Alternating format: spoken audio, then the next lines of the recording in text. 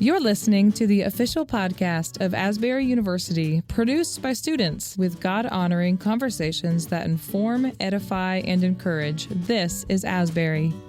We explore culture and current topics through a Christian worldview, promoting a well-balanced life, and we empower our community to belong, become, and be set apart. I'm your host, Abby Lobb. Welcome to This is Asbury.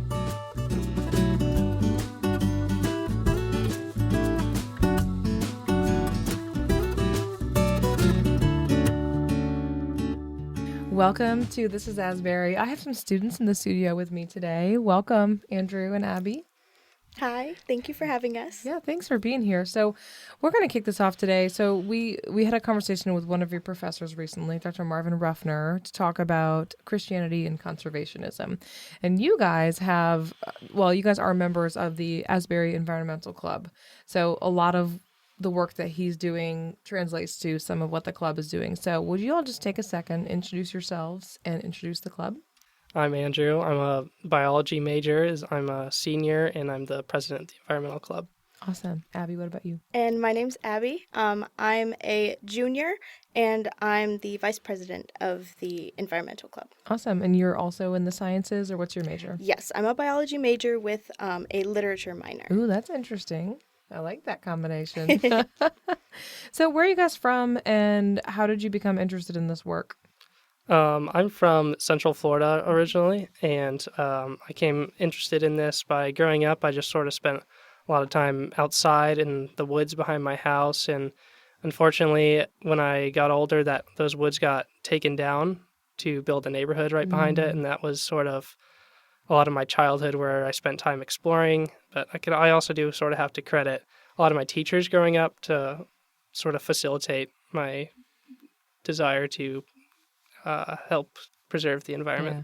Well, you must be one tough cookie, because Central Florida and woods, I'm hearing mosquitoes and snakes and jaguars. I'm hearing like all kinds of things. What was that like? Yeah, there's a lot of mosquitoes, I'll tell you that for sure. Actually, the county where I live was originally named Mosquito County. Oh, gosh. Yeah. Wow. Saw a lot of snakes growing up. I bet you did. Fun. You survived. That's great. And then, Abby, where are you from? I'm originally from Southern California, so I wasn't super close to the beach, but I did grow up, and we would go and visit, and my family spent a lot of time at the beach. And one of my best friends, one of my best childhood friends, had a dad who was a marine biologist and kind of got me interested in marine science, and then that was also continued through some of my professors, and just realizing the importance of conservation and stuff kind of got me all excited about it. Yeah, that's great. So neither of you are from Kentucky. I love that you ended up at Asbury. How did you guys end up here? Yeah, I came for soccer. There's sort of a pipeline from where I live in Florida. The coaches are actually from there. Ben Andrews from really close to where I live.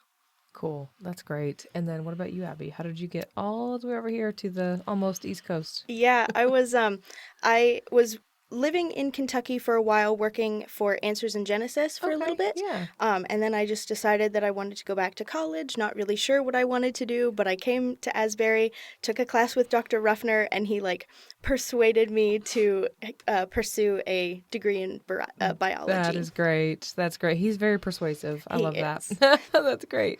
Well, let's just jump right in and let's talk about the Asbury Environmental Club and how you guys became passionate about this, where this came from. Yeah, so my idea for the club had originally sort of stemmed from in high school. We had a similar club where we would sort of just bring up environmental topics and educate other kids at the school, and it had a pretty big following, and I just kind of saw that was missing at Asbury, as well as people not really knowing much about these environmental issues. I'm sure Abby could talk about that more if she talks about her research project, but yeah, let's jump right in there. That sounds great. What are you researching? Yeah, so I'm doing a kind of a natural sciences and social science kind of combo, studying the action and awareness of Asbury students, staff, and faculty here on campus. And I took your survey. Thank you so much. I'm just kind of looking at how much people know about these topics, and then what, based on their own admission, what they do or don't do to kind of help or prevent, depending on the issue, these topics. Because, we Andrew started this club. I, really enjoyed this club, but we've had a really hard time getting people to be passionate about it and show an interest in it. And so that kind of stemmed my interest in, well, how many people actually care about these topics, and are they actually doing anything about it? And I just kind of took the ball and ran with it. Dr. Ruffner has been so supportive, and I'm hoping to expand my project to other schools in Kentucky as well for my senior research. Great. Yeah, he and I had a discussion about that a little bit, about, why there is that kind of gap in people saying, hey, I care about this. Hey, this is important to me. And my belief is that, if you're a Christian, your worldview, you automatically, care about the world. Like, stewardship of the resources God has given you is just kind of baked in. But my feeling is that, and you can tell me your feeling about this, my feeling is that I think a lot of the language has just become partisan and kind of hijacked by people on both sides that are like, no, this, no, this, no, this. And I think a lot of people just feel kind of caught in the middle. Like, how do I respond to this? And how do I just say, hey, I'm a person who cares about God's creation? Do you have a feeling about that, about why there is kind of that disconnect in engagement or feelings about it, or whatever it could be? Yeah, I definitely think that a lot of people tend to connect environmental issues to a specific political party, and that one political party might have more to do with the environment than the other political party, and I think that kind of hinders a lot of involvement and just general awareness and general empathy of these issues. And I think a lot of people have kind of been misinformed that, someone else will take care of it. Someone else will, make a difference. And it, even the people that are trying can't make that difference alone. It takes everyone at least doing a little bit. The little bit that they can do can really make a difference. And I think a lot of people have been misinformed on that point. And so that's one of the big things that the Environmental Club is trying to do, is just say, even though we are a small little, school here in the middle of Kentucky, we can care about these issues across all different fields and all different occupations, and it can make a difference. So what do you feel the issues are, and what are these small things that people can help do about them? Yeah, there's kind of countless issues you can really get into. That's why we try to focus on global issues as well as local issues and kind of rotate between the two. Some of the big ones are obviously climate change and fast fashion or coral bleaching. There's kind of nameless ones you can talk about. Let me start with one of those. Let's start with the fast fashion one, because we're at a university and I constantly have these moments where I have to laugh because I tell my student workers, I'm like, I wore that when I was your age. And I remember my mom saying that to me when I was in college. I wore that when I was your age. So these, trends just kind of cycle through. But what we find is that so much of the clothing, as you all know, that's manufactured, it's not a very clean process, and there's so much waste generated. And so often you can, just be more conscious about what you're wearing and buying things that last longer. Or a lot of the students here go thrifting, and there's a lot of ways to work around that. So talk about fast fashion, why it's a problem, why people should care about it, and what you see your fellow students doing. Yeah, fast fashion's kind of a problem, like most upfront, all the clothes waste that there is, because it typically entails like really cheaply made clothes that are just going to break really quickly and get thrown away. But the amount of water that also goes into making those clothes also prevents or causes a big issue. It takes like thousands of gallons of water to make even like the simplest of types of clothes, and as well as plastic use. There's a lot of synthetic clothes being made in the fast fashion. Everything that we use has plastics in it, and those plastics eventually make their way into the ocean, and a lot of studies are being done on microplastics, but we really don't know how they affect the different ecosystems in the ocean. Some of the microplastics stay at like the surface of the water, or they stay in the water column, and they're carried around the globe by different water currents, and some of them sink to the ocean floor at varying depths. And some of these ecosystems that we're just now discovering have already been polluted by microplastics, and we don't know how that's affecting the environment. And so just learning more about them, the microplastics themselves, and then learning how to prevent more of them through, better use of fashion, better, kind of stewardship of these resources that we have can go a long way and needs to be prioritized. And fashion is just one of the many areas, we're just picking on that one today. What are some of the other topics? You mentioned coral bleaching. Let's talk about that one. What does that mean? Yeah, so coral bleaching is a phenomenon that typically happens with corals in like tropical environments, although it can happen in like kind of colder climates as well. But it basically occurs when the photosynthetic organisms that live inside the corals, these organisms are called zooxanthellae, and they are kind of kicked out of the coral polyps. They live in a symbiotic relationship with the corals, and they're kicked out because the corals have like a stress reaction, and so they kick the zooxanthellae out as a defense mechanism. But the zooxanthellae are the organisms that bring in food and are able to photosynthesize for the coral, and so when they're kicked out, the corals can't live very long. And so the stress mechanisms can happen for a variety of reasons. Some of the reasons include warming waters, like not just like trends, but like sudden heat waves, and also pH levels in the water, ocean runoff from different like city areas that carries a lot of like fertilizer and chemicals with it. And all of these kind of causes can contribute to coral bleaching. And even when the coral are like bleached, when the zooxanthellae are kicked out, the corals don't die right away. They're just bleached for a little while, and in short term, the defense mechanism is really helpful, but in the long term, it can really have some devastating effects.